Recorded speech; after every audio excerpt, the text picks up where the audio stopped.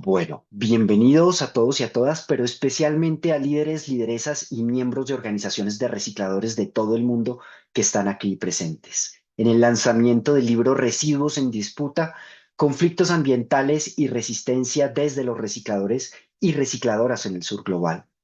Este libro y esta webinar son un homenaje a los más de 30 millones de personas recicladoras en el mundo, sus luchas, resistencias y capacidad de organización e influencia, también a su invaluable aporte económico, público y ambiental. Por ello, esta webinar de lanzamiento se hace en el marco del Día Internacional del Reciclador, que conmemora el 1 de marzo y recuerda los trágicos y criminales hechos que ocurrieron en contra de los recicladores en Colombia en 1992. Por eso, la portada del libro también nos muestra imágenes de una manifestación de recicladores en la ciudad de Bogotá.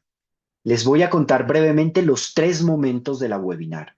Empezaremos con una presentación del libro a cargo de sus editores. Luego tendremos intervenciones de tres importantes invitados comentaristas del libro y culminaremos con preguntas y reflexiones desde la audiencia que ustedes podrán de alguna manera ir llenando o podrán ir consignando en el chat del libro. Siguiente, por favor. Ah, no, déjalo ahí. Siguiente, por favor. Bueno, voy a pasar ahora a presentar a quienes harán las presentaciones del libro. Voy a empezar con Daniel Vico. He is a PhD candidate in political ecology and ecological economics at the Faculty of Economics and Business of the University of Barcelona, Spain. His research deals with informal recycling in European and Global South cities with a focus on informality, racialization, labor exploitation, and conflicts. Before joining academia, he worked as a project officer in the ILO, International Labour Organization, focusing on trade union, labor protection, the just transition, and the social and solidarity economy. Then Lucia Fernandez, which is a PhD candidate at the doctorate in architecture at the University of the Uruguay Republic, an assistant professor at the Institute of Urban Studies of the Faculty of Architecture, Design, and Urbanism. She was also an assistant professor at the Social Solidarity Economic Cooperative University. And when she was based in London, and he had a research affiliation at the Department of Urban Studies Planning at the MIT. Lucia holds an MA in architecture focused on spontaneous recycling dynamics from the École Nationale Supérieure d'Architecture, and an AMA on ethical and sustainable development for philosophy, faculty of the University of Lyon. Lucia has worked with Waste Speaker organizations from around the world from the past 20 years. She was the Waste Speaker Global Coordinator from WIGO between 2007 and 2022. Then she became an acting general secretary for the International Alliance of Waste Speaker, where she steered the process towards the first elected Congress in May 2024. She stepped down from her role and was appointed as director of WIGO's Organization and Representation Program. And finally, Federico de María, quien es profesor de Ecológica y Ecología Política de la Universidad de Barcelona, es investigador asociado del Instituto de Ciencia y Tecnología Ambiental de la Universidad Autónoma de Barcelona. Su trabajo se ha centrado en las relaciones en economía, sociedad y medio ambiente, con una especialidad en economía ecológica y justicia ambiental, eh, y también alternativas de crecimiento económico. Es miembro fundador del colectivo Research and the Grow y ha publicado ampliamente sobre transiciones socioecológicas y de crecimiento. Junto con su equipo internacional de investigadores y también con muchos de los aquí presentes editores, ha liderado el desarrollo del Atlas de Justicia Ambiental, una plataforma global que ha documentado conflictos socioambientales y que ustedes conocerán en este espacio. Doy pie entonces a cada uno de los comentaristas, de los editores que nos van a presentar el libro.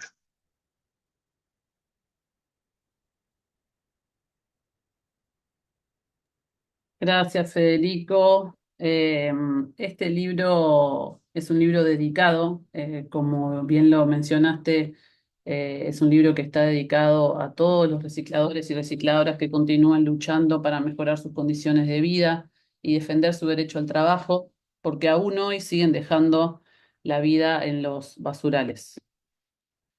Al mismo tiempo, siguiente, al mismo tiempo, eh, han inventado una fuente de sustento para cerca de 34 millones de personas. Ese es el último estimado de Ojare y Nocleve de hace poco tiempo, siendo este rol por mucho tiempo invisibilizado, ciertamente poco reconocido, como lo han venido señalando autores referentes en los últimos años, Díaz, Medina, la propia OIT. Pero estos pepenadores, recicladores cartoneros, contribuyen con su labor de reciclar diariamente aquellos materiales producidos y descartados por la sociedad, mitigando, entre otras cosas, millones de gases de efecto invernadero.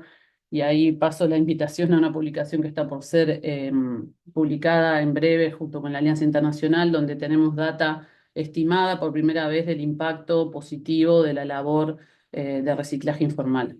Siguiente. Los antecedentes de este libro, próximo, bueno, los antecedentes de este libro para los que crean que los libros se hacen rápidamente, en este caso no fue, se remontan hace ya 14 años, donde nos encontramos en Pune, India. Más de 40 ciudades de los 5 continentes se reunieron por primera vez en un seminario estratégico para entender mejor las amenazas y los desafíos, pero también las soluciones encontradas para un manejo inclusivo de los residuos en sus ciudades. En ese momento, ¿sí?, en ese momento, eh, en la misma India que nos albergaba, empezamos a visualizar que se estaban construyendo incineradores o generadores de energía a partir de residuos, con tecnología y capitales chinos en ese caso, que amenazaban con expropiar a los recicladores de sus materiales de sustento, generando respuestas organizacionales y protestas diversas que fueron plasmadas, por ejemplo, por De María en su tesis. También, próximo, también encontramos casos de resistencia y esperanza, como es en el país de Filipinas, donde la fuerte alianza entre grupos ambientalistas, recicladores y comunidades organizadas, muy apoyados en este caso por la Alianza Global Antiincineración de Gaia, lucharon juntos por aire limpio, ambiente sano para todos, logrando políticas públicas que prohibieron la instalación de grandes y costosos emprendimientos contaminantes. Próxima. En el continente africano, siguiente. En el continente africano, el caso del colapso del vertedero en las afueras de Addis Ababa, en Etiopía, en marzo del 2017, donde murieron más de 100 recicladores, debe haber sido de los más trágicos que hemos identificado. Fue otro caso de conflicto donde los residentes locales culpaban a una planta de generación de energía como responsable del daño estructural del basural, responsabilizaban al gobierno local por su mala gestión en la toma de decisiones, aunque de lo que no se hablaba era del origen de los capitales financistas del emprendimiento, que en este caso venían de Singapur, también de China y de Dinamarca. Siguiente. Más cerca de mi región, de Latinoamérica, en República Dominicana, y tal como ha sido documentado en reportes realizados por mis colegas Tania Espinosa y el mismo Federico que hoy nos está moderando, se han constatado violaciones de los derechos humanos de recicladores en todos sus niveles, con violentas represiones, incluso asesinando a un compañero durante una manifestación por demandar por el derecho al trabajo. La financiación también para modernizar este gran vertedero a cielo abierto ha provenido de compañías americanas, de Estados Unidos, en conjunto con agencias de cooperación española, entre otros. Siguiente. Y lo que nos pasó durante todos estos años, más de 10, 15 años, es que dimos cuenta de que casos similares estaban ocurriendo en todas las regiones del sur global, y esto nos motivó a querer publicarlos para dar visibilidad, para producir conocimiento a partir de lo ocurrido y también denunciar lo que estaba pasando. Siguiente.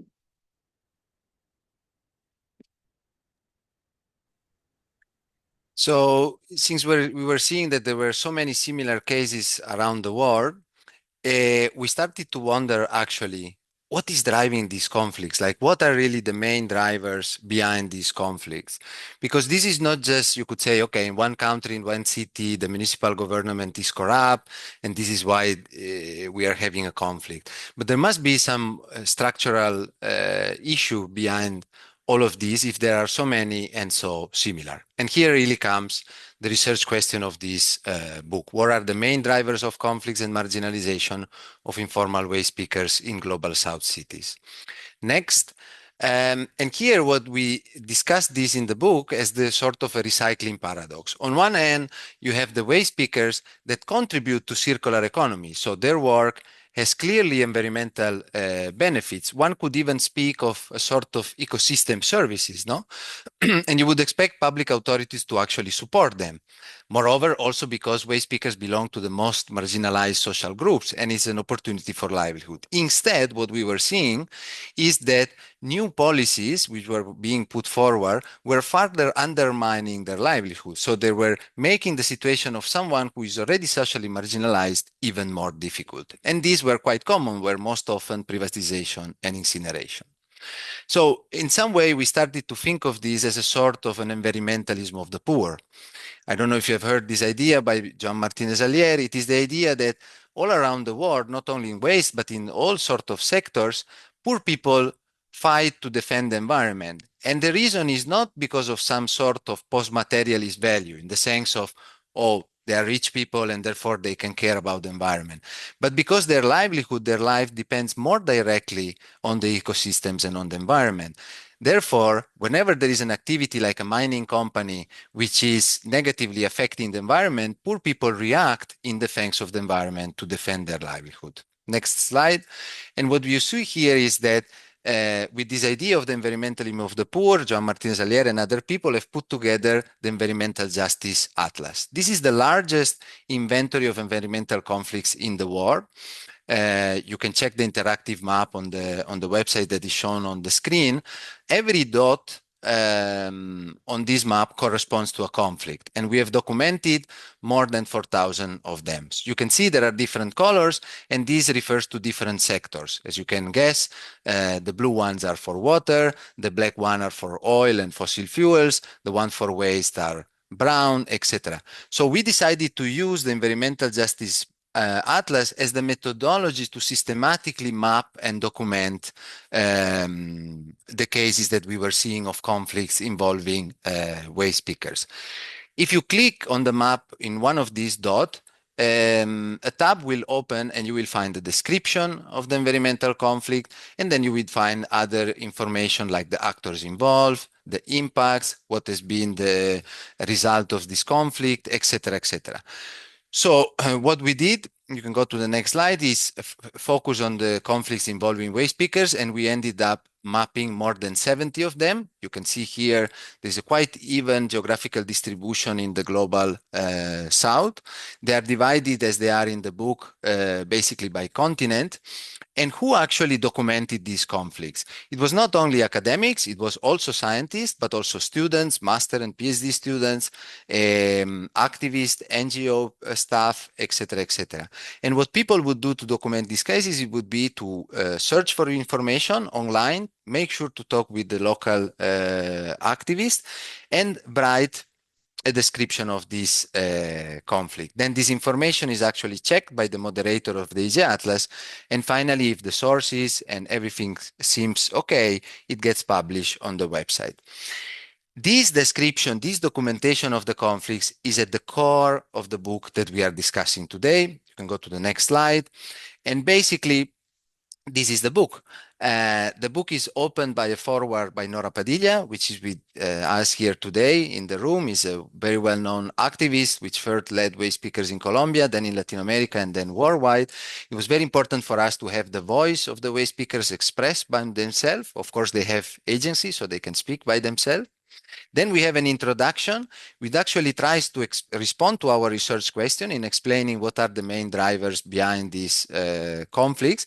And this is what the other editor, Daniele Vico, will explain in a minute.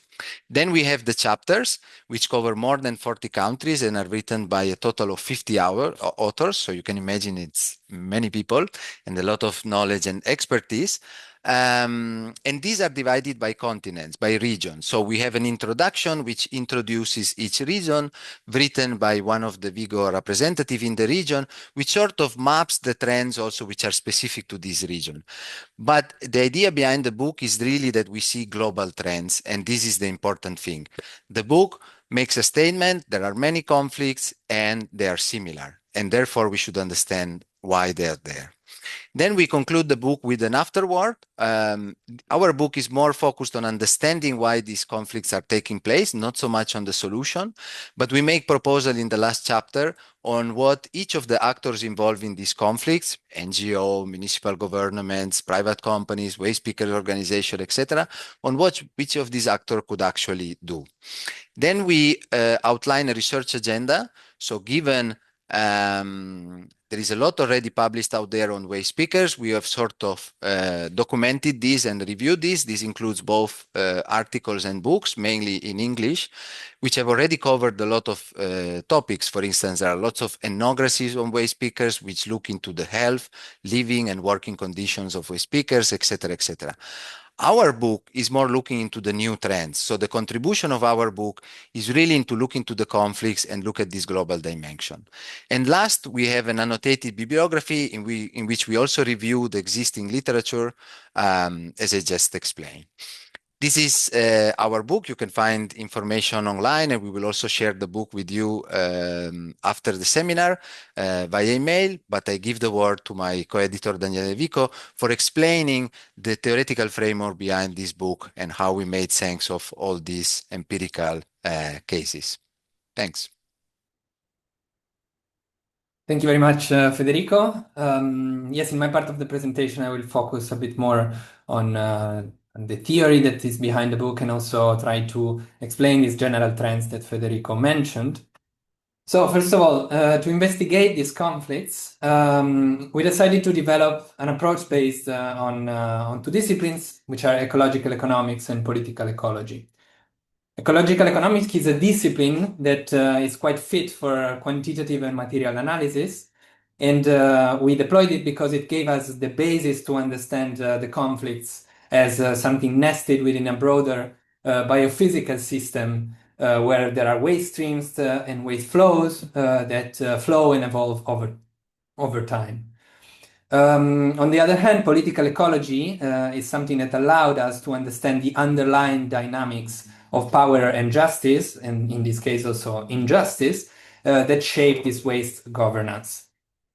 And then finally, we deployed a Marxist lens to refine this political economic analysis, which allowed us to better describe how a capitalist economy deals with waste, especially through two Marxist concepts, which are the concept of commodification and the concept of capital accumulation.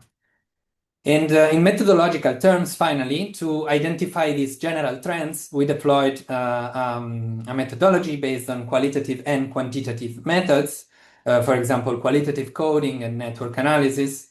And we will spare you the details of the methodology here, but you can find them in the introduction of the book.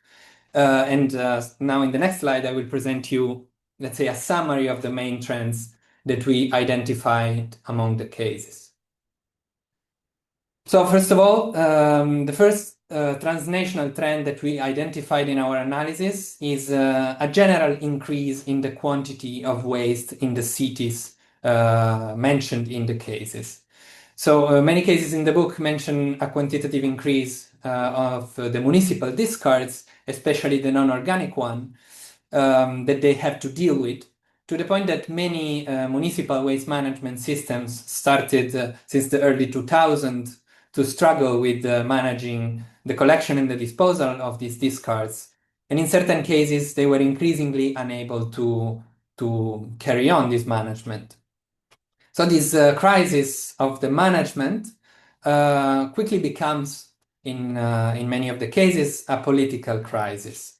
And in the context of the current neoliberal globalization in which we live, The mainstream political response to this crisis that we can witness in many cases of the book is to resort to private, market-based, and often high-tech solutions for waste management. Therefore, what we observed is that many cities are pressured to give up the management to private corporations that are often also multinational corporations and sometimes Western corporations, and also to adopt new technologies for waste management. New technologies that are usually more profitable than recycling in itself, such as waste-to-energy technologies, aka incineration. So these corporations, when they are able to take over the waste management system, they end up enclosing and gating the waste streams, in particular at the accumulation point, which is the landfills, in order to have exclusive access to the materials. And this, of course, is something that undermines the livelihood of informal waste pickers that cannot access waste anymore. And this sparks persecution, marginalization, and ultimately, of course, conflicts. Finally, another general trend that we identified is increased pollution and contamination. This because the waste management crisis itself, coupled with the development of new, more polluting plants such as incineration, often increase the pollution and the contamination of water, land, and air.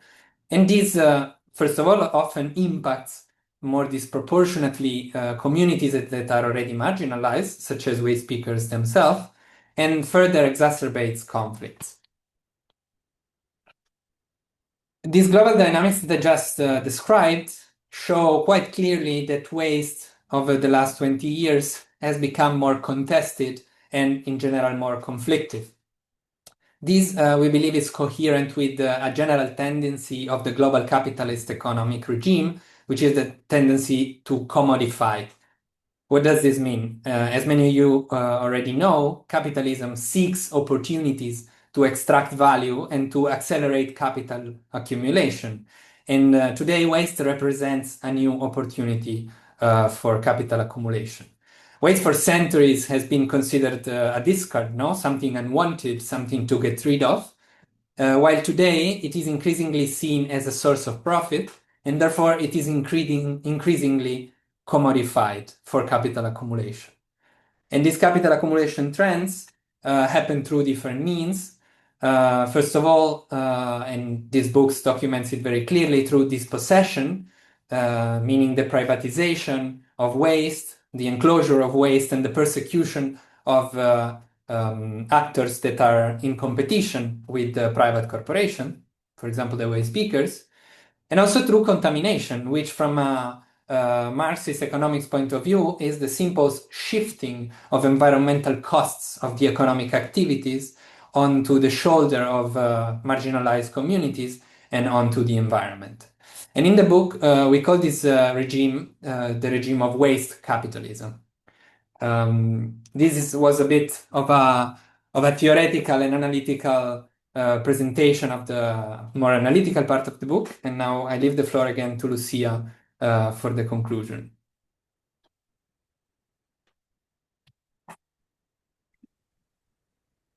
Gracias, Daniel, y gracias, Fede. Al mismo tiempo que el libro se estaba produciendo, que los casos se estaban sistematizando con el Atlas de eJoule y la Universidad de Barcelona, WIGO, en conjunción con un montón de organizaciones de recicladores, estábamos en este proceso de construcción de una alianza internacional del sector del reciclaje. Teníamos un moto que se usó durante mucho tiempo: si no hay fronteras para los que explotan, no debería haber para los que luchan. Este último concepto que trae Daniel, el capitalismo global de la basura, implica cierta globalidad y cierta transnacionalidad de las fuerzas que oprimen y que quitan el sustento a estos trabajadores. Por lo tanto, la necesidad de esfuerzo de articulación transnacional logró finalmente materializarse hace ya casi 2 años en lo que fue el Congreso Fundacional de la Alianza, y del cual el libro también da cuenta, en particular con varias bellas imágenes que sacaron nuestros anfitriones argentinos de FACIR, de la Federación, pero logramos, la extensión y lo largo que demoró en hacerse la publicación, incluir también en el mismo imágenes que dieron cuenta de este proceso siguiente, así como también incorporar en anexos una resolución en particular sobre transición justa para el sector de reciclajes y los estatutos constitutivos de la alianza en extractos porque son más largos, pero si ustedes entran en el libro tienen un link a la página de la alianza con la referencia a sus resoluciones y a su constitución. Siguiente.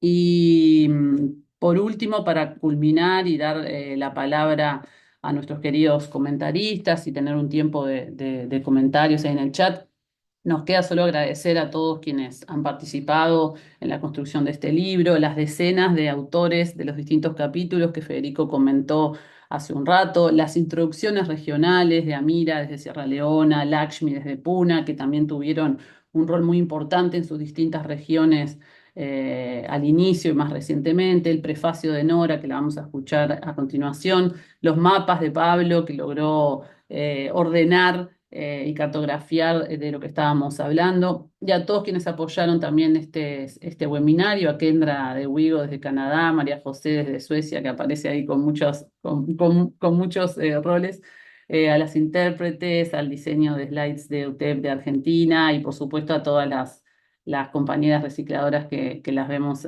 aparecer ahí en el chat, a Jyoti, a Angie, bueno, todos los compañeros de Colombia que están muy presentes. A todos ustedes muchas gracias y paso la palabra a Federico para la siguiente parte. Muchas gracias a los editores del libro. De nuevo, también muchas gracias a todos y a todas por estar acá, a los compañeros recicladores de Colombia, Senegal, Kenia, India, México, entre otros muchos países que nos están acompañando. Vamos ahora a dar espacio a la presentación de los comentaristas invitados. Voy a introducirlos en el orden en que van a participar. Primero estará Manisha, luego Casper y luego Nora. Voy a empezar entonces con una breve presentación de quiénes son. First of all, Manisha Anatraman's interdisciplinary research explores inequality and ecological transitions through ethnographic and participatory methods. She has published 2 books connecting environmental justice, sustainability and development, Recycling Class, The Contradiction of Inclusion in Urban Sustainability, and she co-edited the volume of The Circular Economy and the Global South.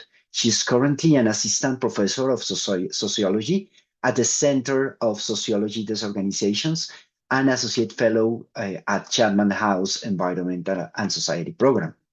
Then we jump into Casper Edmonds. He has, for more than 26 years, worked in the back group at the International Labour Organization, and he is currently working in the ILO Sectoral Policies Department, where he coordinates ILO support to governments, employers, and workers in addressing decent work opportunities and challenges in extractive energy and manufacturing. He's also coordinating the ILO work on circular economy. Prior to this assignment, he has worked on projects to combat child labor in Kathmandu, Nepal, and in the ILO's Department for Partnership and Development Cooperation in Geneva, Switzerland, where he helped to mobilize more than 500 million to ILO projects around the globe. He was furthermore detached to the secretariats in the International Labour Conference that support the negotiation and adoption on the ILO Centenary Declaration for the Future of Work in 2019 at the Global Call to Action for a Human-Centered Recovery from the COVID-19 crisis that is inclusive, sustainable, and resilient in 2021. Y ahora tengo el placer de presentar a Nora Padilla. Nora es una lideresa recicladora reconocida por su papel en la organización y defensa de los derechos de las y los recicladores.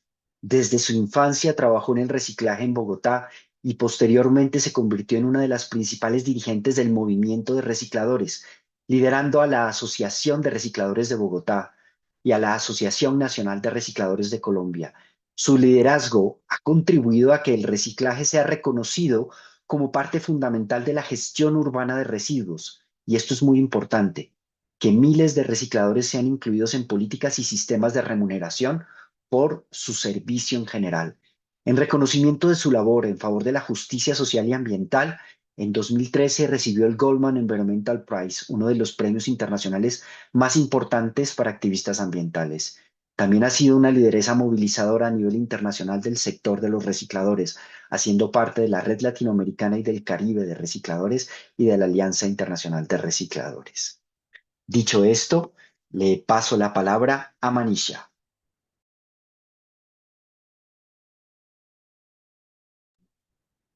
Thank you very much. I'll speak today in English. First of all, I want to express that I'm deeply honored to be asked to comment on this book, especially because there are so many people here, both participating in this webinar, listening to it, who have an incredible amount of knowledge and expertise on everything that this book talks about in terms of their practice, in terms of their activism, and in terms of their academic work. So I'm very honored to be amongst such a wonderful group of people here. And my reactions are really in terms of kind of what I took from this book and how I think it can be an important guide for academic work on the issue of waste, livelihoods, and a more just and ecologically sound future. So first, I'm going to highlight 3 elements of the book that I find really important. First, the way in which the book has been produced and written. 2, what that process, what insights come out of that process that I find new and important in terms of how we understand waste conflicts, and how waste conflicts in turn are connected to a broader set of conflicts to do with the question of a decent life in a sustainable and safe planet. And then finally, some of the kind of new elements and new agendas of research that the book highlights, especially at the end. So first, like Lucia said, I think 14 years is a perfectly good time to write a book, because what you do when you take 14 years to write a book is you write a book that is collaborative, that is collective, that identifies the knowledge produced not simply by people within universities or sanctioned spaces of knowledge production, but the knowledge that is gained through everyday practice, through struggle. And I think that what we really see in this book is this collective voice. You see a collective voice that has been generated through the careful collection and curation of cases from many different parts of the world, but also then through the regional introduction, putting those in conversation with each other to identify themes that stand out and reveal how we can actually understand something more general, not by assuming generality, which often something that scholarship, particularly that comes out of the West, tends to do. We study one context, we make theory, and then we assume that's happening everywhere. But rather, this book does something exactly opposite. It pays attention to lots of different situated experiences. It highlights knowledge that is produced in diverse contexts, and then it looks to stitch those experiences together to understand what we can identify through that collective inquiry. And in the process, it produces something that is methodologically rigorous, relevant for academic scholarship, but also has value for practitioners, policymakers, and actors on the ground. And I think that it really kind of helps us go beyond a lot of the single case elements that we have to really understand what some of the common global patterns are. And the second, I think, thing that also this process does is it also helps show that there are tensions that are operating at multiple levels. And I think the book really, does justice to the complexity of the issue by staying with those tensions and those ambivalences, and not simply, writing them out of the story, and thereby really painting a very complex and rich picture. So what does this type of collective comparative analysis give us? And here I want to kind of identify 3 key things that I really took away reading the book, and the different elements of it, right? So first, the book, by thinking about material changes and political economy together, it really helps us push back against two very common tropes when it comes to the problem of waste. The first trope is that it's a local problem, that the reason why there are waste distribution conflicts or ecological conflicts around waste is because of as Federico mentioned, a corrupt officials, bad consumer behavior, workers who are inefficient. We know these stories. These are the stories that are used to limit how the problem of waste is problematized and then addressed. But instead, by showing how material changes and political economic shifts go together, this book really pushes back against this localizing of the problem by tracing the broader structural issues of the political economy that are involved in both producing the problem as well as addressing it in ways that in many cases does not address the ecological problem while producing new social issues at the same time. I particularly found it really, compelling how as you say, the material quality of the waste has changed in many global south cities. There are more plastic materials. There is more construction and debris. But again, it's waste pickers' work that help us see that not all of those materials are recyclable. Some of them are, and waste pickers are already involved in taking care of them. But the rest that is being put out there is not the responsibility of consumers, and nor is it the responsibility of waste pickers.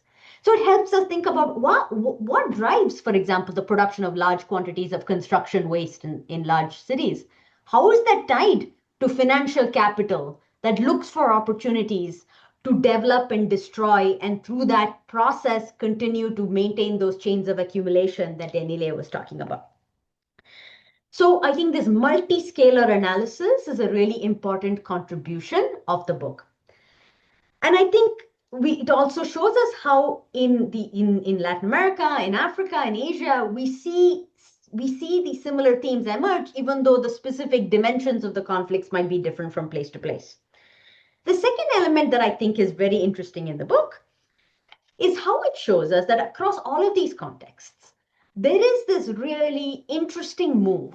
While on the one hand, the labor of waste pickers is essential to the functioning of urban infrastructures. In several cases, all the way from the Zabaleen in Cairo to case studies in Africa and Asia, we see how, in the absence of waste pickers, there would be even more of an ecological and a public health crisis than these cities might already be witnessing. But yet, somehow, their work is framed in many contexts as somewhat criminal, unnecessary in the way. So this move of rendering something essential but yet disposable by devaluing the essential work of waste pickers is something we see across multiple cases. And what we then see is that it is this act of devaluation that justifies privatization, that justifies bringing in technology. So I think what the book really shows is how we see this consistent theme of the ways in which public policy actors, private capital, global development organizations set up certain narratives about this work so as to then justify bringing in a different set of actors or a different set of technologies. But at the same time, there are also very interesting cases to show how this is being resisted. So for example, the ways in which waste picker organizations are themselves collecting data and using data as a way to say, no, actually, we are collecting, we know what we are collecting, we know what is recyclable, we know what is not recyclable. We have an understanding, a privileged view on this whole ecosystem as a consequence of our labor. So I think this is a very important epistemological intervention by saying that waste pickers and waste workers have specific ways of understanding the system, understanding the problem that other actors do not have access to. And I think I'll conclude with this last point. I think this is extremely important in the current moment. And in page 33, I'm going to read out a sentence from the book here. This is the introduction to the regional introduction to Africa written by Amira El Halabi. She writes, one might assume that waste pickers, who have long been the pillar of all recycling activities on the continent, would be ideal candidates to drive the sector forward.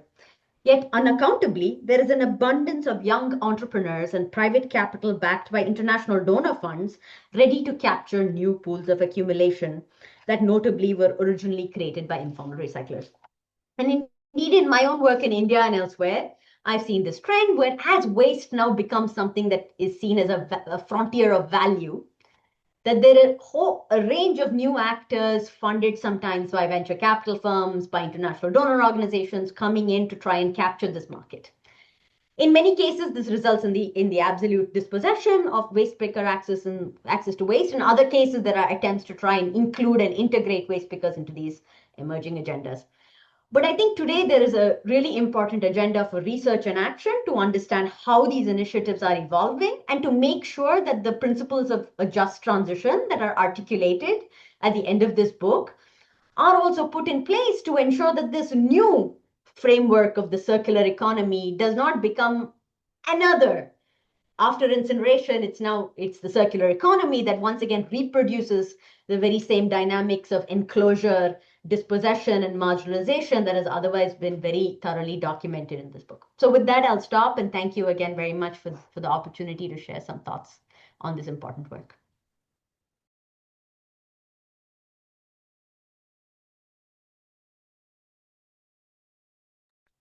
Muchísimas gracias, Manisha. Voy a darle ahora la palabra a Casper.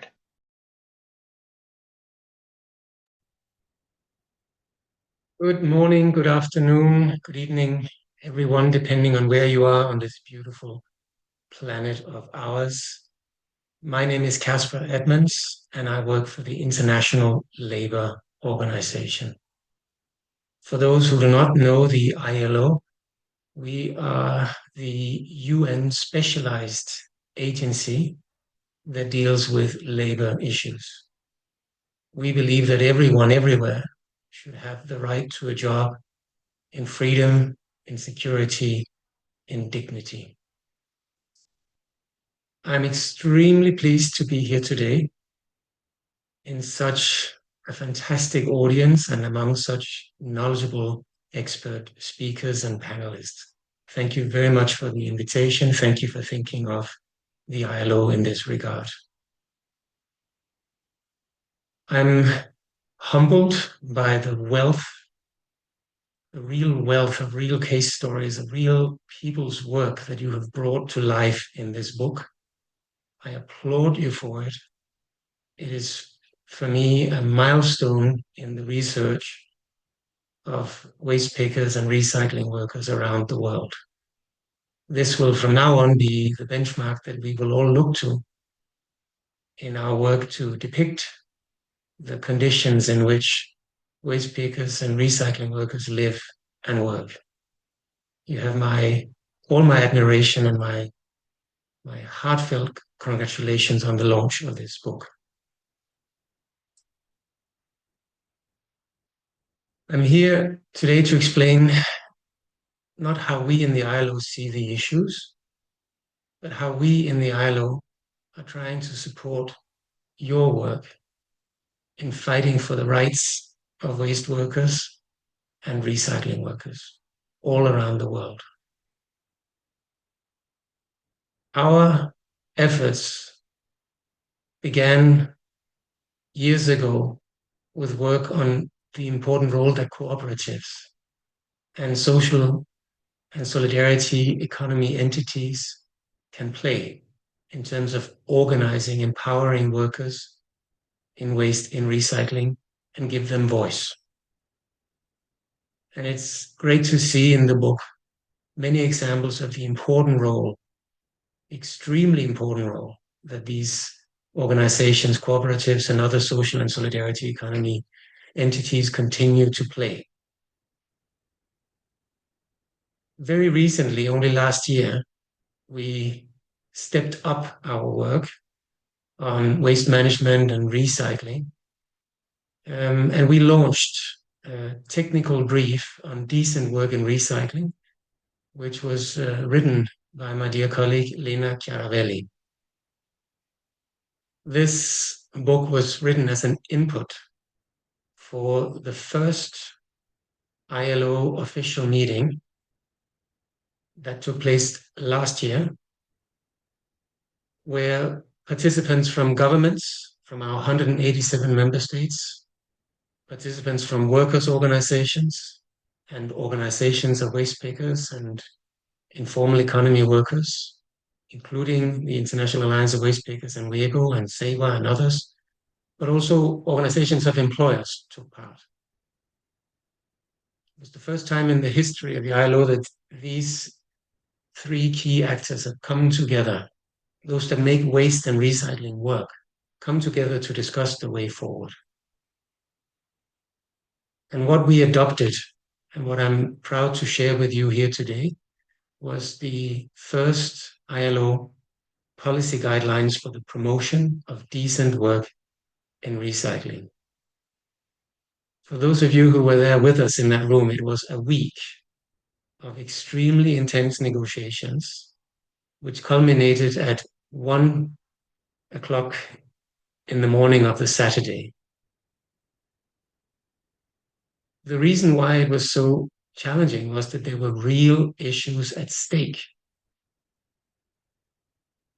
I urge you all to consult the policy guidelines for the promotion of decent work in recycling, because there you will find the recognition that every worker in the sector of waste and recycling has the right to enjoy the fundamental principles and rights at work. That means every worker enjoys the right to freedom of association, to join organizations of their choosing, to bargain for better working conditions, incomes, wages, to advocate for formalization, the right to a safe and healthy working environment, all the things that matters for those who care for our planet, their communities, by every day working with waste and eking an income out of recycling. The policy guidelines also are reflections of, as I mentioned before, the important role that cooperatives and social and solidarity economy entities continue to play in advocating and advancing rights of waste and recycling workers, and advancing their working conditions, their incomes, and the recognition for the important work that they do. There's also guidance in the book about how sustainable enterprises can contribute to the issue. And finally, the whole exercise and the policy guidelines highlight how important it is that everybody who work with waste and recycling should have a voice when it comes to designing the systems and infrastructure that are needed to better handle, manage the waste that we continue to generate on this planet.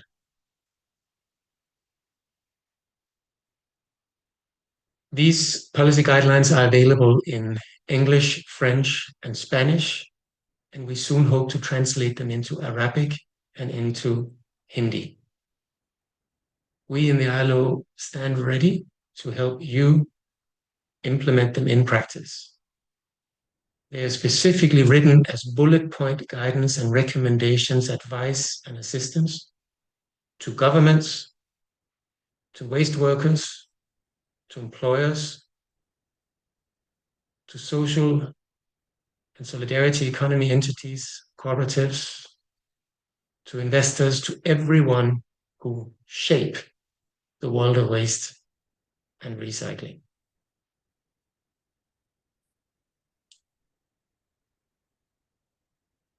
This very important guidelines is only a part of the work we do in the ILO to promote a just transition to the circular economy. Also last year, we published for the first time the most authoritative and reliable estimates of how many people worldwide work in recycling, but also in the broader circular economy And our estimates, very conservative estimates, show that between 121 and 141 million people derive a job or an income from the circular economy. This figure is probably way too low because we are not yet fully capturing in our official statistics and research all those who in the informal economy are advancing circularity. We hope to better capture that, particularly in agriculture, when we this year at the World Circular Economy Forum in India will launch an updated estimate of how many people work worldwide in the circular economy. In this and many other efforts, we will continue to count on everybody's support to bring about better knowledge, but also in implementing what we have now agreed are ways forward for better working conditions, higher incomes and wages, and opportunities for everyone to enjoy their rights in waste and in recycling. I think I speak for everyone who was in the room where these policy guidelines on promoting these work in recycling was adopted, that we are fed up with the lack of progress, that we want to see better conditions and improved livelihoods for everyone who care for our planet and for our communities with the work that they do every day for all of us. Thank you.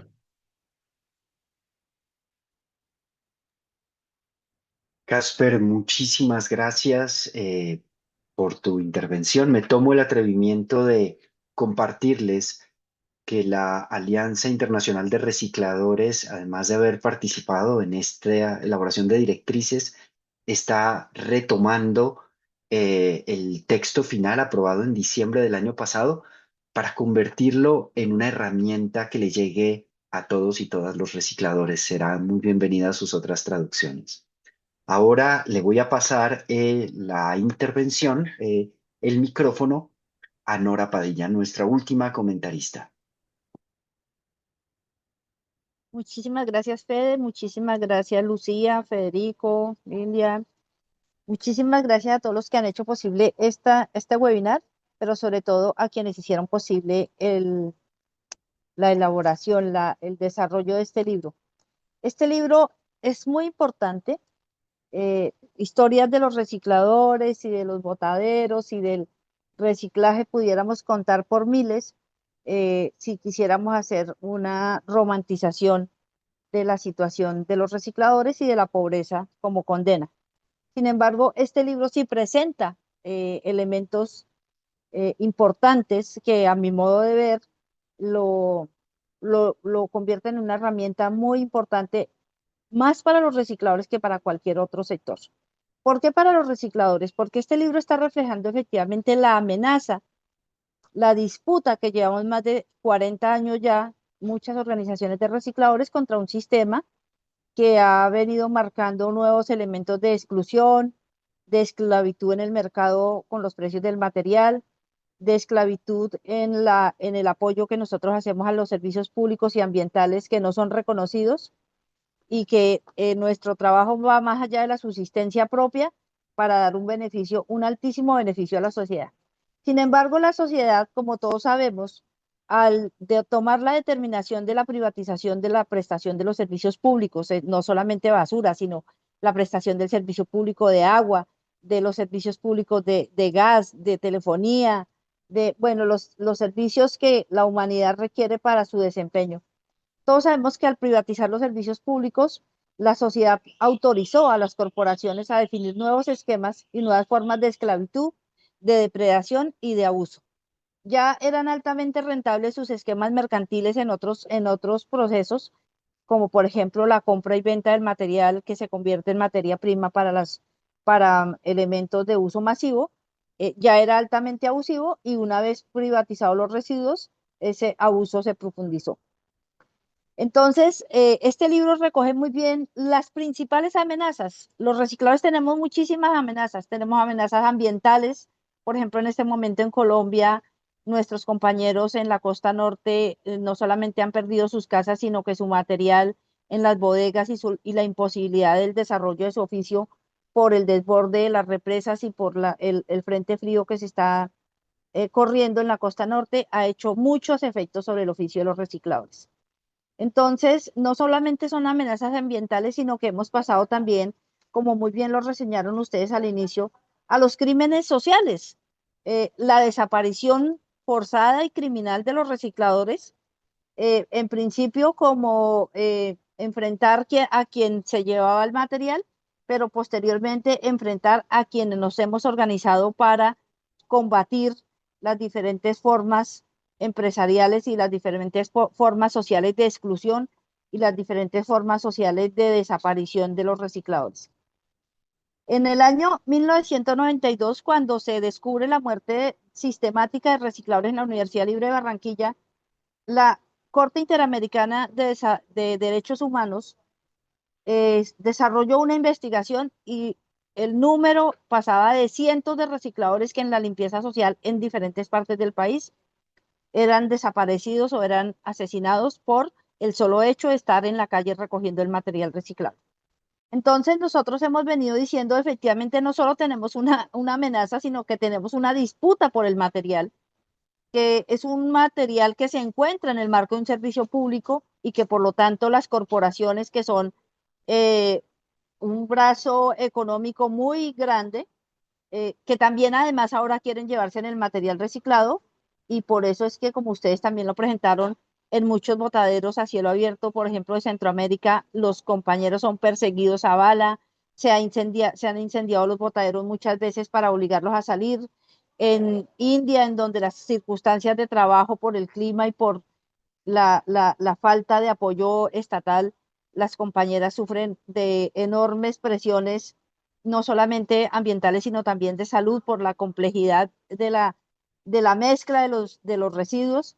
Entonces nosotros, los recicladores, hacemos un enorme aporte al planeta, pero ese enorme aporte no nos ha hecho merecedores de la consideración y no nos ha hecho merecedores del apoyo y de la promoción, sino nos ha hecho merecedores de la profundización de las amenazas y más aún cuando estamos empezando procesos de organización.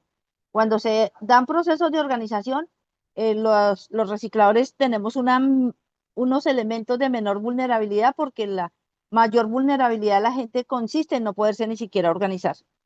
Cuando estamos cada uno por su lado, somos presa fácil de todo, de las políticas empresariales, de las políticas gubernamentales, de la persecución misma de la sociedad. Pero estos procesos organizativos nosotros los hemos denominado la economía asociativa.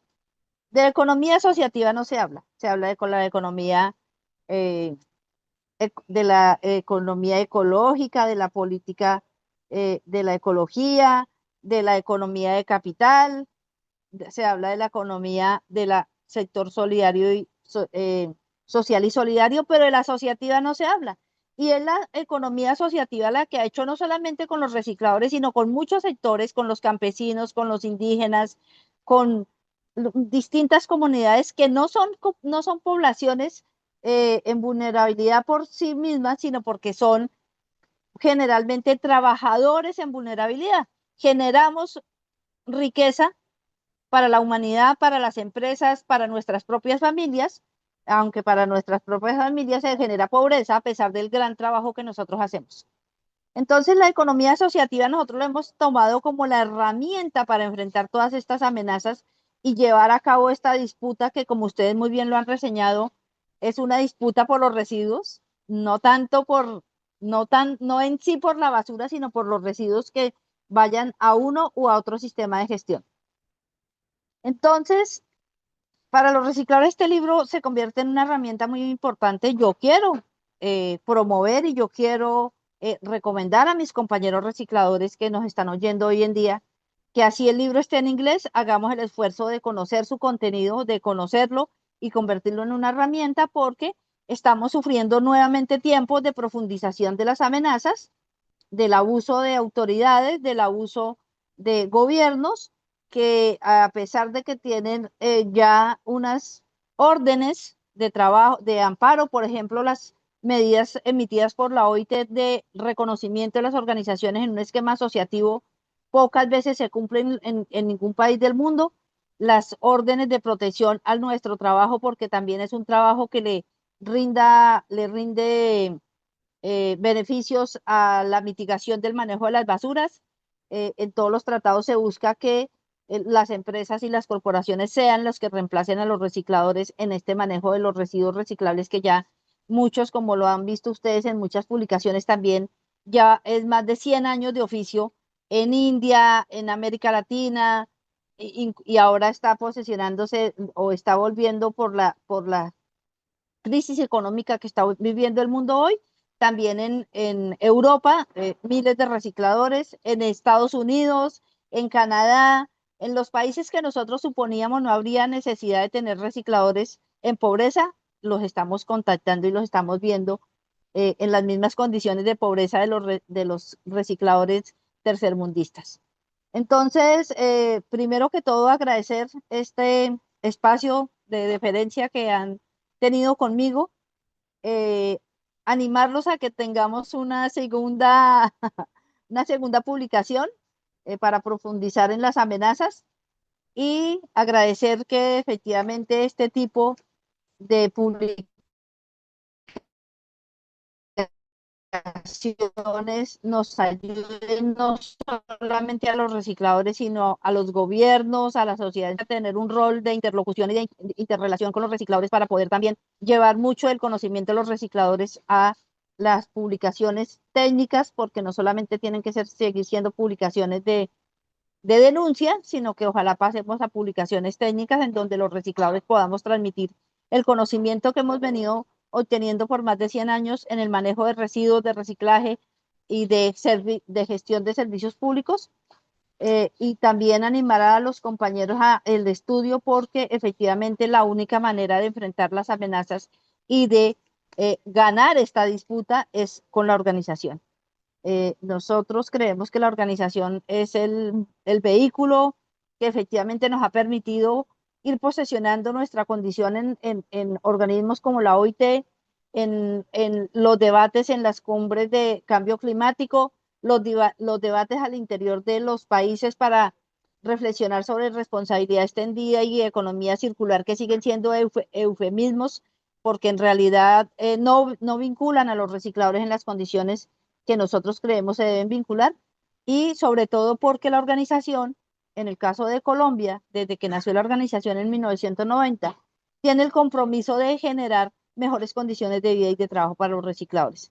Eso no es fácil, es un esquema perseguido, porque lo que quieren muchos actores es que nosotros estemos por fuera de esta gestión, que los recicladores no les hagamos estorbo en su esquema mercantil, y que los recicladores, en caso de permanecer en nuestro oficio, seamos, digamos, trabajadores en altísima vulnerabilidad para generar mano de obra barata y materias primas muchísimo más baratas todavía. Entonces, la organización tiene que seguir siendo nuestro derrotero.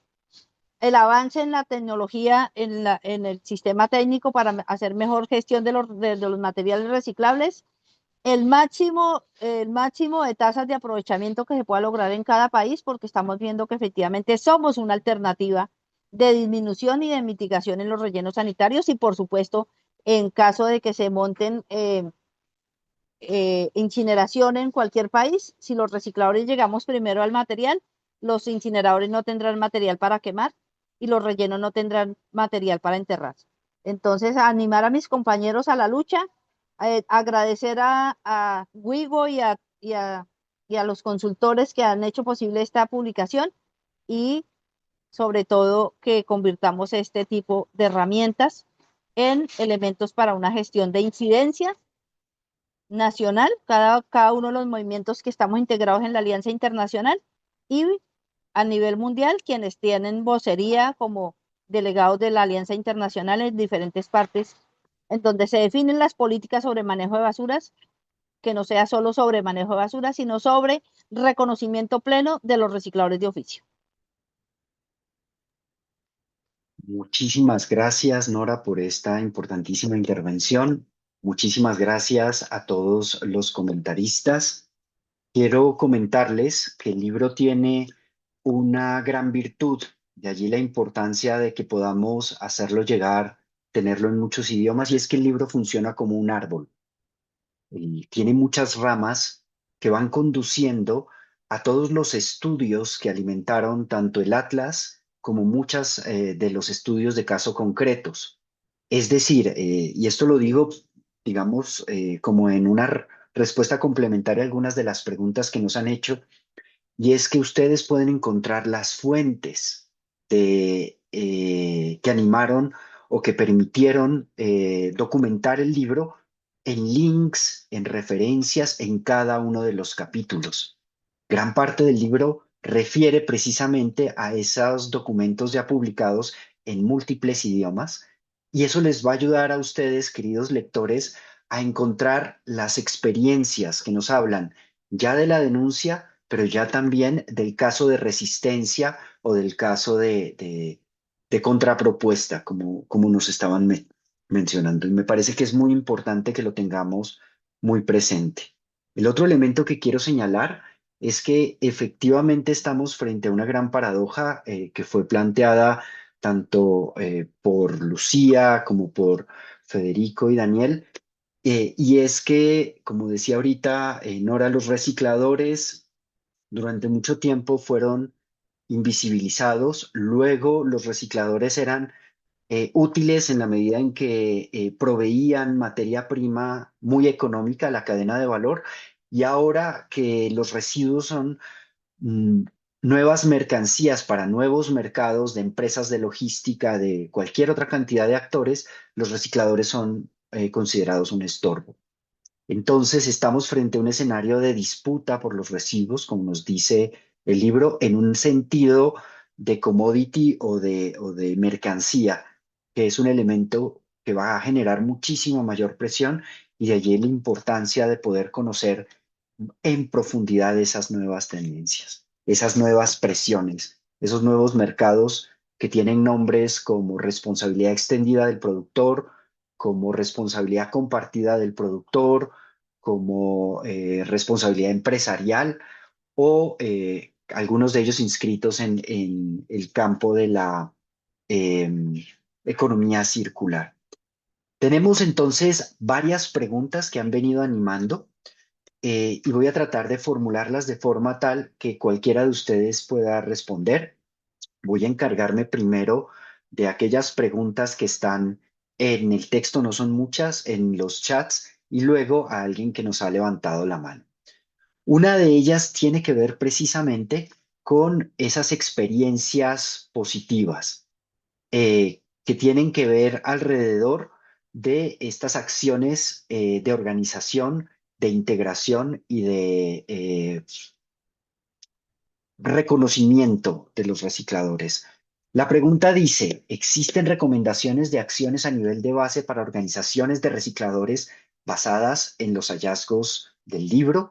Y se complementa con casos exitosos en donde a los recicladores y sus organizaciones se les proveen servicios urbanos que puedan servir como de ejemplo.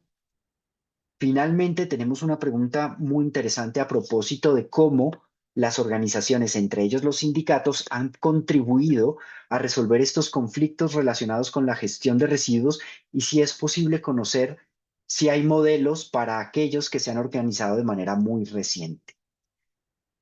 Por ahora voy a dejar estas tres preguntas antes de retomar otras que están sobre los chats, y también, por supuesto, una intervención de alguien que nos está levantando la mano. ¿Quién quisiera ocuparse de alguna de estas tres preguntas? Y la extiendo a los editores del libro, pero también eventualmente a los comentaristas. Bueno, yo me animo a romper el hielo, porque son preguntas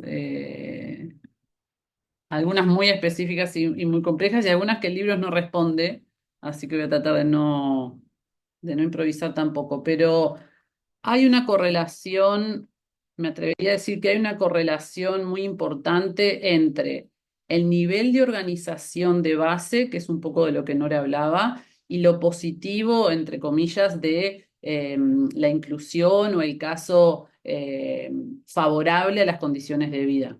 Puna, Bogotá, Argentina, Sudáfrica, Senegal, lugares donde hay fuerte organización del sector, hay una tendencia a lograr ciertos mecanismos de inclusión más favorables, donde están solos, están más desprotegidos. No es, bueno, no es nada nuevo. Lo que sí se ve en el libro, que para mí es interesante, y yo la mencioné hoy al pasar, es la necesidad de articular no solamente el mundo sindical, que ahí hay un compañero, creo que de África, que está haciendo esa pregunta, la importancia del sindicato como mecanismo organizativo y que el mundo del trabajo esté mirando a los recicladores también como un trabajador, sino también los ambientalistas, las organizaciones ambientalistas, las comunidades locales que defienden y que están preocupadas por la salud comunitaria, el trabajo que hace Fernanda en Ecuador, que es muy bonito en ese sentido. Creo que la conjunción de que no sean solamente los recicladores, sino que haya también otros acompañantes en el proceso de disputa, no solamente por el material, sino para decir que el material les pertenece a los recicladores, pero el ambiente limpio y las ciudades sanas deberían ser de todos. Y ahí sí aparecen ejemplos, hoy yo lo mencioné al pasar, no, solamente el de Filipinas, pero hay casos donde se pueden ver que esa multiplicidad actoral en la lucha y en la pelea, no solamente por el acceso al material, sino porque las ciudades puedan ser gestionadas de otra manera y tengan como perfiles, digamos, donde el ambiente también tiene un rol y no solamente cuestiones ligadas al mercado. Entonces ahí creo que por ese lado trato de responder ahí un poco a dos de las preguntas. Muchísimas gracias, Lucía. ¿Quién más desea tomar? Yo, Nora. Por favor, Nora, continúa. Sí, para decir lo siguiente, yo creo que la naturaleza nos está devolviendo la mala gestión que hemos estado haciendo. Yo creo que hay que entrar en un trabajo desde las organizaciones de recicladores, desde las organizaciones ambientalistas, desde los grupos organizados de todos los niveles de la sociedad para efectivamente presionar un cambio en la gestión de residuos y en la gestión de elaboración de envases y empaques. No solamente es que se produzcan los que más tengan reciclabilidad, sino que además se dejen de producir los que están teniendo alto impacto de contaminación en aguas, en ecosistemas estratégicos, ya sean terrestres, acuáticos. Es decir, yo creo que la humanidad tiene que hacer un cambio de mentalidad con respecto a la producción de residuos con respecto al efecto de la producción y mal manejo de los residuos no solamente en el cambio climático, sino en otros elementos de altísima contaminación que tiene el mundo y que somos nosotros los responsables de ello. Entonces, la animación que presento desde aquí es eso, ¿no? Es cómo ayudar a llevar el debate a otros escenarios. Muchas gracias, Nora. Casper, por favor, continúa. Thank you. Thank you again for having me here. Allow me to give just one good practice example of how trade unions have gotten involved in the fight for better working conditions and rights for recycling workers. And that is on the beach of Alang in India, just a few hundred kilometers north of Mumbai, one of the cities that has the highest concentration of billionaires in the world. On that beach, they are breaking the ships that have sailed the seas for 35 or 40 years in sometimes extreme heat or humidity. And this is a big business. Some 25 years ago, the Port Workers Union in Mumbai sent a delegation to that beach and started organizing formerly informal workers that were breaking the ships. And today, a new union has been created with more than 17,000 shipbreaking workers as members, even though many of them temporary workers for just 9 months at a time. And they have been able to advocate for better safety and health protection. They have provided inputs for a new ship recycling act that recognizes the workers' organization. And they have started to bargain collectively for better wages and working conditions. There is still a long, long way to go, but it is in many ways a success story of what happens when, as Nora says, we all get together, waste pickers organizations, trade unions, environmental groups, then we can start to see a real change. It's also a stark reminder on that beach that recycling is not automatically environmentally sustainable or inherently socially just. Some of the ship recycling operations are polluting the environment, the beach, the water, and some of the working conditions remain very poor, where inequalities are recycled rather than broken. But it's one of the cases I'm aware of where most progress has been made, and it gives me hope that we can see such progress in other jurisdictions, in other communities of this world.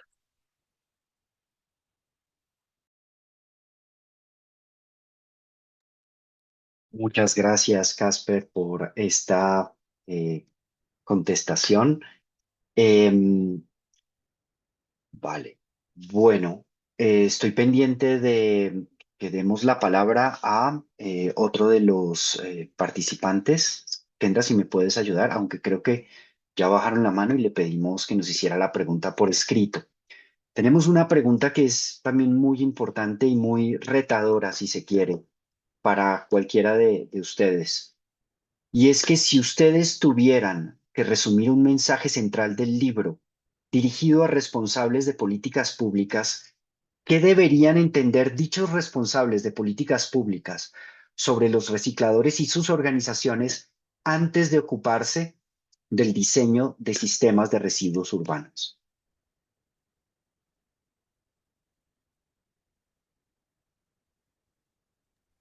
¿Quieren que se las repita? No, me ha quedado. If you want, I can take this one, Federico. I think the central message is a bit along the lines of what Manisha said before, no? That it is important that people understand that waste pickers are doing a fundamental contribution to societies.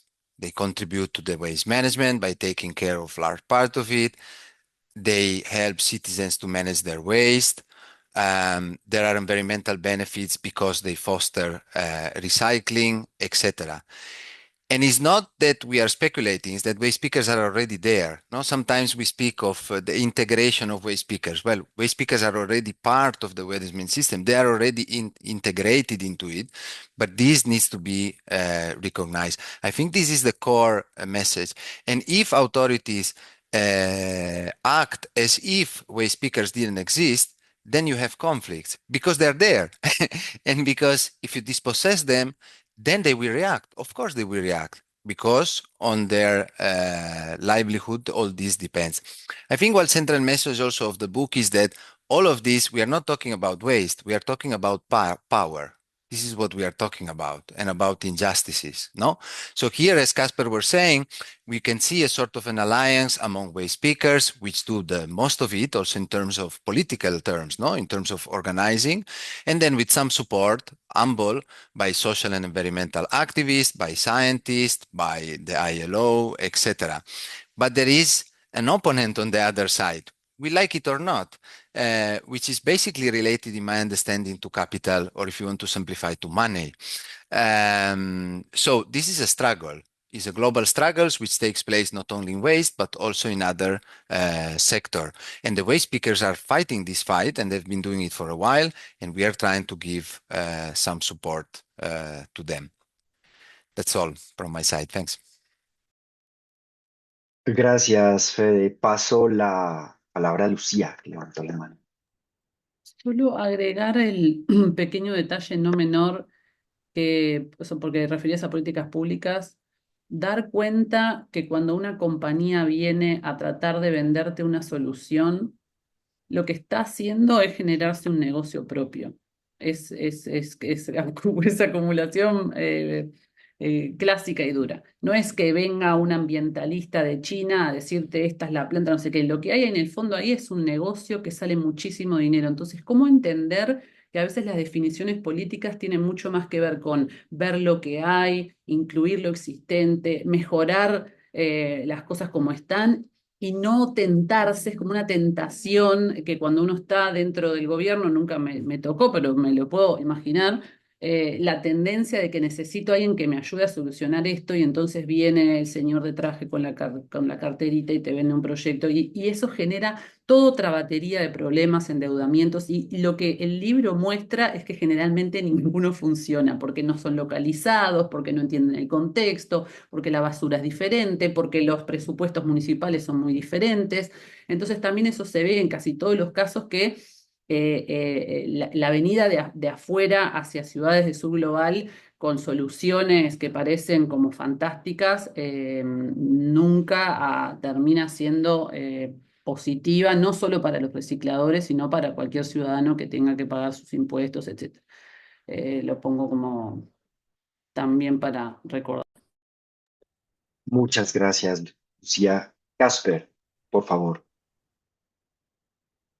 One message from the ILO since we were founded is that labor is not a commodity. Waste is extremely valuable. That's why there's a fight over this value.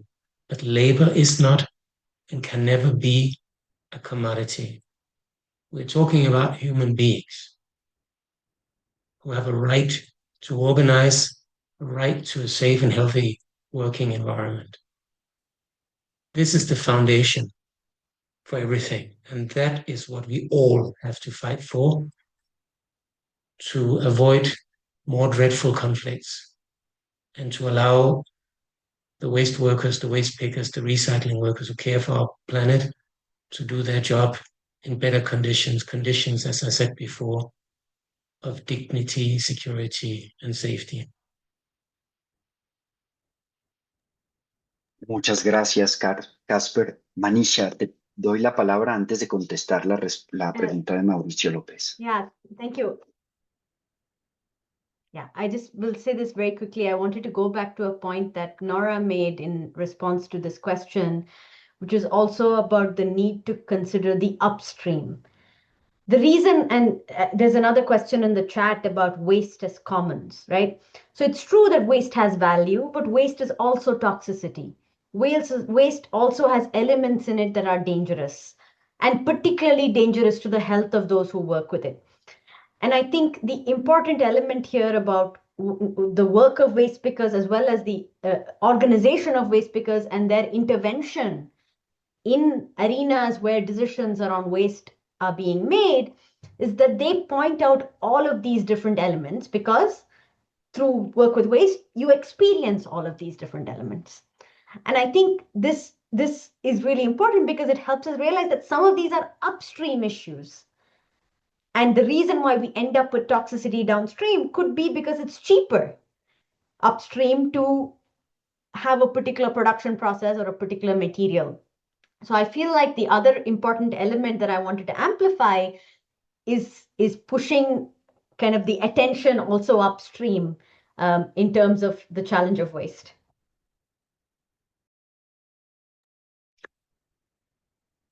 Bueno, muchísimas gracias. Estamos por cerrar. Mauricio, ya te invitó Lucía a tener, digamos, un acercamiento con ella. Encontrarás que el libro tiene un pequeño capítulo sobre Uruguay y el caso uruguayo, la Ucruspato y todos sus líderes tuvieron la posibilidad de tener una reunión muy importante con el relator de Derechos Económicos, Sociales y Culturales el año antepasado, y el proceso fue denunciado ante el sistema interamericano de derechos humanos. O sea que el asunto se está moviendo por allá. Ya son las y 29, prácticamente tenemos que cerrar ya. Quiero primero darle un gran reconocimiento a todos quienes intervinieron en este libro. Este libro es una plataforma. Es muy importante que lo veamos como una cosa en movimiento. Son 14 años y no termina con su publicación. Sigue como como la misma concepción del Atlas, un elemento vivo que está allí para poder tener una visión completa, una visión no solamente para académicos, y ahí hay un llamado importante a que el libro pueda tener una amplia difusión en varios idiomas, sino, como nos señalaba Nora, un instrumento para poder leer las situaciones locales de cara a su relacionamiento con algo mucho más grande, que es este capitalismo de la basura. Y muy en el sentido de lo que mencionaba Casper, poder defender a los y las trabajadoras que allí se inscriben. Sin más, también decirles que estaremos en contacto. Sé que Federico, Lucía, Daniela han estado haciendo un trabajo muy importante para facilitar el acceso al libro, y a través de las estructuras organizacionales que van desde lo global, la Alianza Internacional de Recicladores, hasta las estructuras continentales como la Red Latinoamericana y los movimientos nacionales. En este caso nos acompañan muchos de ellos, poder hacer llegar de manera muy clara esta información a todos y todas las recicladores que son gestores de su propia realidad. Muchas gracias, y gracias a los intérpretes, muchas gracias a los organizadores de la logística de la webinar, y un gran abrazo. Muchas gracias a todos y a todas.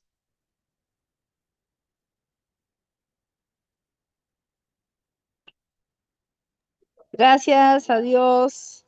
Hasta luego, Norita. Gracias, Gracias. adiós. Gracias, Muchas gracias por Norita. este Bueno, lindo momento. buena Grazie a conmemoración tutti. del 1 de marzo. Así será.